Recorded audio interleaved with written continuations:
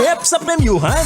Tutok, scan, saya ng samahan sa Love Radio Fan Scan. The Super Scan for Super Fans. Sino ang mabibigyan ng 500 piso? Sa programa ng Tambalan, kanina nagbigay tayo ng katanungan na saan located ang opisina ng Love Radio Manila. Yan, napakadali lang naman ang tanong na yan.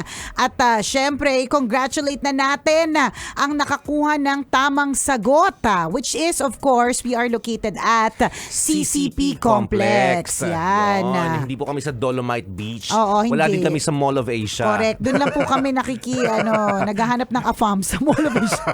Naghahanap ng AFAM sa Mall of Asia. Minsan ipapalamig lang din, gano'n. Correct. Papa-aircon, ganyan. Okay. So, ito na ang pangalan ng maswerteng nanalo dahil tamang kanyang sagot, CCP Complex. Siya ay mula sa Parang. Marikina City. Congratulations to Christine Kalagi.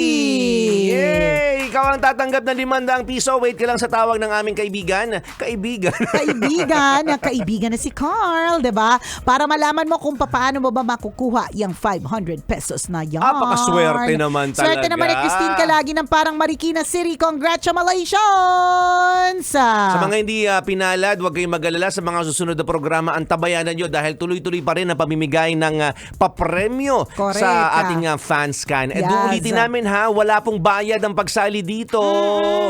Wala po kayong gagastusin. Tama. Hindi po. Kapag meron pong humingi po sa inyo ng pera or nagpa-register para sa fan scan, scam po yun. Yes. Ngayon, hindi po natin dapat suportahan yung mga ganon. Okay. Dahil ang mga scammers, nako.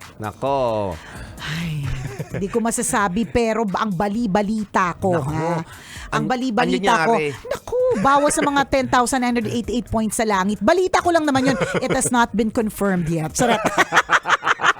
O siya, exit na po kami. Susunod na po. Tara, kape with Robin Shena and Conyo Bicolano. Muli ako po si Nicole Yala. At ako naman si Cambio King Chris Chuper. Na nagpapaalala ang paghihintay sa taong di ka kayang mahalin. Ay katumbas din na paghihintay na tumami sa ngasin. Love Radio Fan Scan.